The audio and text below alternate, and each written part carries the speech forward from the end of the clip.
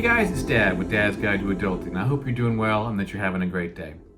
Okay, so now you've figured out a fair price for your car. How do you make sure that you get a good deal when you actually go to the dealership? Well, that requires learning a little bit about the art of negotiation. So, what do I mean when I say negotiation? What is negotiation? Well, frankly, it's something you've been doing your entire life. It's basically a process where two people or two businesses that don't have the same interests try to work out an agreement that is in the interests of both of them, that is acceptable to both. So, for example, when you were trying to press your parents to let you stay out later and they wanted to make sure that you were home safe, you had a negotiation. You've probably done it a whole lot more over time than you think you have, and you're probably better at than you think. The same thing is true when you go to a dealership. You're going to want to pay a low price for the car. They're going to want to try to get you to pay a high price for the car. So as part of your discussions, you're going to work out a compromise price that's acceptable to both of you. Each of you are going to make arguments about why the price should be different or what options should be included, and that whole process is a negotiation. The first thing to say about negotiation is this: don't be afraid of it. This is something that you have already done in your life. It is something that you are also going to need to learn how to do well for almost everything you do in life, including handling big financial purchases, job interviews, career moves, almost anything. The nice thing to know about it is that negotiating typically involves certain tactics, which are basically things that people do to try and move the other person.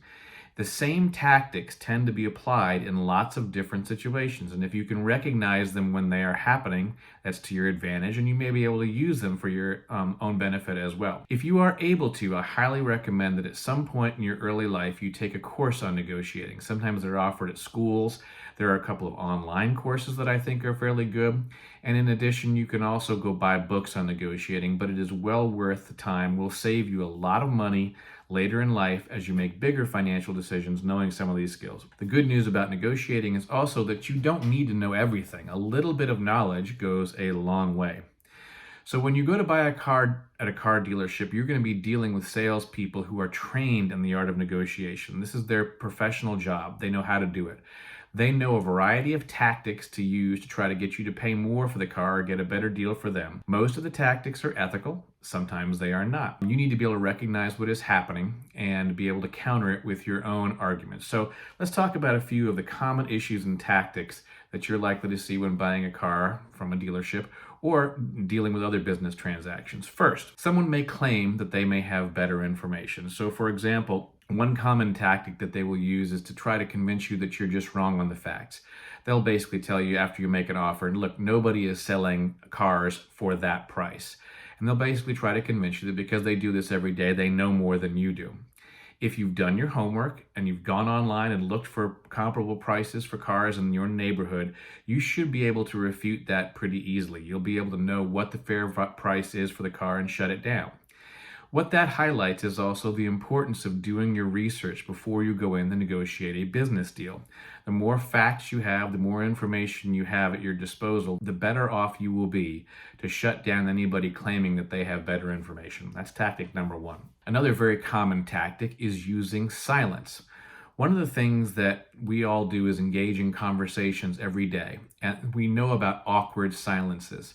It's very awkward when you're talking to someone and that they don't say anything back. The natural inclination is to want to fill that gap and to say something. Salespeople know that that's awkward, and oftentimes they will use that to their advantage. So for an example, you may give a written offer to a salesman, and his immediate reaction may be to sit there and look disappointed and to stare down at your offer with a troubled expression on his face.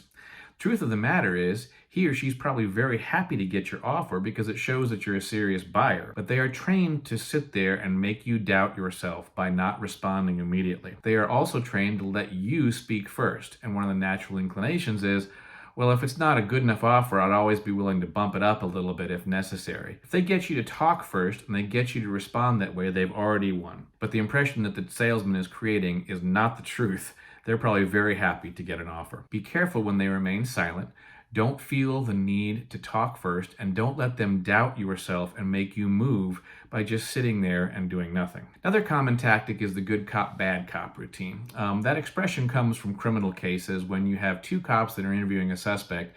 One of the cops will pretend to be the suspect's friend, the other cop will be their enemy, and the good cop sort of starts working to try and protect the defendant from the bad cop. The point is to get the suspect to think that the good cop is on their side. The way that works in a car salesman context is between the manager and the salesman. The manager will be portrayed as the bad cop, and the salesman will be portrayed as the good cop. The salesman basically wants to convince you he wants this deal done. Boy, he'd love to see you walk away with this car, and it's a fair price you're offering, but gosh, the manager really isn't just letting it happen. And the manager's tough, and he'll do what he can to try and convince his boss to move on the price, but unless you move, he's not sure he can get it done. That is all an act. They are clearly working together, and especially when they're dealing with younger adults who are not accustomed to being pressured this way, it can be very hard not to move your position to simply try and get that done. Don't let that tactic deceive you. Remember, the good cop, the salesman, he's not your friend. He and the manager are working together to get the most money out of you that they can. So, another tactic. Intimidation and using the advantage of a bigger team. This is sort of a peer pressure approach. They will give you multiple salesmen and people talking to you at once, and when it's one of you against 3 or 4 of them, you suddenly feel very pressured to move. And I'll give you an example of when I bought my first car when I was in law school. Did a lot of research on what I wanted to pay, found a car that was about 100 miles away that I had to go buy to get the deal I wanted, but we did the paperwork over the fax machines back then, and I had a deal. When I arrived at the dealership to pick up the car after all that negotiation, the salesman said they was all ready to go, but gosh, they had one thing. They had some new tires on the car that were already there, and they were hoping that I would just be willing to buy those because it was more value. It was a really good deal for me, and they didn't want to have to go through the trouble of taking all the tires off and replacing them and make me wait. I said, no, thank you. I want the deal we agreed to, and I don't want to pay more for the car. So they said, all right, well, hold on. Well, let's go fix the paperwork, and we'll take care of that. In the meantime, they said to me, well, would you like to have a drink and relax for a couple minutes? And they took me back to the lounge in there where a couple of the other sales guys and one of the managers were hanging out watching a baseball game on TV. And they started chatting me up, and we visited, and I had a Coca-Cola. We spent about 5 minutes in there while they were fixing the paperwork for the car. And then the manager turned to me and said, hey, you know what? Why don't you just take those new tires? They're really good, and it's a good deal for you, and I'm be sure to get you out of here a lot faster. And I said, no thanks. I'd like the deal that we negotiated. Boom. Everybody left. The manager took off. Oh, the baseball game was no longer that interesting. I was no longer interesting. The salesman took off and went to the thing. It was very clear that the whole purpose of that was to try and put some pressure on me and get me to move. I didn't, and it wasn't very happy. Another thing is, which is similar to that, is making you sweat it out and making you wait. The longer you are sitting there while they are considering your offer, the more you start to second guess yourself and have doubts about whether it was a fair one. Be patient. Don't let them use time and making you wait to change your mind. Another tactic is offering you expensive extras. Oftentimes when you buy a car, the dealership will want to give you special options on it, like a tow package or a electronic sunroof or better leather on the seats or all these kinds of things. Whatever the case may be, it's a special deal, and they'll tell you it's well worth it, increases the value of the car.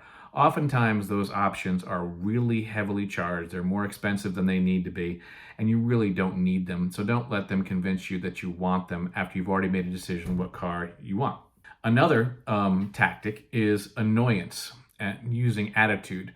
Sometimes they'll be annoyed with your suggestion, basically suggesting, well, that's really too low a price for the car. You're sort of wasting my time. I'm really unhappy. Don't let that intimidate you. Stick to your plan. Have you done your research and know your numbers? Another important thing to keep in mind, and this is not so much a tactic, it's an important lesson, though, when you're dealing with car dealerships about buying cars, the importance of timing. By timing, I mean the date and the time of day that you buy the car. Car dealerships typically have quotas that they have to meet, and so they're at the end of the month, they're going to be more likely wanting to sell a car. At the end of the day, they're going to be more likely to want to sell a car. For example, if they've just spent the weekend and they didn't sell many cars on Monday and Tuesday, if you go in there when there may be less buyers, they're going to be more anxious to sell the car. There are a number of websites that talk about the advantages of timing and when you go purchase a car. We've put some links on our website to a couple of those. There are other things that relate to timing that you're going to want to look at as well, which include how long has the car been on the dealer's lot. The longer it's been there, the more they're going to want to move it and the better price you can get. Remember also that when a new model car comes out, last year's model often typically drops in value right off the bat by about 15 to 20%. So you may be able to get a good deal by buying last year's model right after the new model comes out. Keep in mind also on timing that it can actually work against you if you're not careful. If you go to the dealership on Saturday and tell them you need that car because you're starting a job on Monday and need it to commute, then they're going to know they've got you over the barrel. A couple of random things to keep in mind. And I know this is a long video and I apologize for that, but there's a lot of stuff on negotiating I think is worth learning. Everything you do and say sends a signal to the seller. And everything you do and say can either decrease or increase your negotiating leverage. So, for example, if you say out loud to your spouse or anybody else with you within earshot of the salesman that you really love a car, he or she now knows you're willing to pay more for it. That doesn't mean you have to lie and say you don't like it, but you sure as hell don't have to say out loud in front of them that you would really want it. Body language is also important. If you go back to the same car multiple times to look at it, they're going to know you're interested. Other thing, keep in mind, just because they ask you a question does not mean you have to answer it. Some kind of questions are perfectly fine. If they ask you what kind of car you're looking for, perfectly fine to answer that question. Some are not necessary. For example, they say, well, how did you come up with that price when you made your offer? What they're looking for there is information that they can then use to say you are wrong. They're trying to counter your information. You really don't need to say anything that's dishonest. All you have to really say is, well, I did my homework. True, and it gives them nothing that they can work with to push back on. Be general. Be patient. If you are in a hurry to buy a car and you convey that, they will know that. Research the lot ahead of time. Research the dealership. Another thing to keep in mind is do not get emotional. Even if you're under pressure, this is a business transaction. Don't get emotional while you're dealing with it. Getting emotional can convey a signal which may reduce your negotiating leverage. If you are pressured by a salesman, leave. Doesn't matter how much time you've invested in it. That's a very bad sign. Also, don't tell them your maximum monthly payment. You shouldn't be focusing on the negotiations about how your monthly payment works, because what they will then do is try to structure a deal that has the monthly payment work out, but it'll be paying it for a longer period of time, meaning you will be paying too much for the car. Focus on the overall price, not the monthly payment. Another thing to keep in mind is to watch out for hidden fees. One of the things that car dealers love to do is negotiate a certain price with you, and then when you actually get the paperwork to sign, it includes an additional $400 or $500 for what's called a dealer fee. Let's be clear, that's just garbage. That's just an additional amount that they've added on to the price of the car. If you complain about it, they'll tell you, well, every dealership does it. Even if that's true, in my mind, that's actually dishonest and unethical. Make sure that when you make your offer for the car, you are basically making it clear that your offer includes any fees that they may try to charge you for. Get multiple quotes. Make sure you don't just get one quote from a car from a dealer. You may want to get other quotes from other dealers for the same car. Look for rebates and incentives and make sure that you're ready with that kind of information. Sometimes the dealer will offer you a rebate in the negotiation. Make sure it's actually later in the sales contract. For example, if they tell you in their TV commercials that they're going to give you 0 interest financing for 3 years, make sure that when you sit down, that's actually part of your deal. Finally, and I don't recommend this, but if you find that you're just very bad at negotiating and just uncomfortable with it, you can actually get a car buying service to buy the car for you. I don't recommend that because you'll end up wasting money that you didn't need to spend. So that covers the basics on negotiating the purchase of your first car. Some of those tactics will apply generally in negotiations, and I hope they're helpful to you. In our next video, we'll talk about warranties on car purchases. Until then, remember, you got this.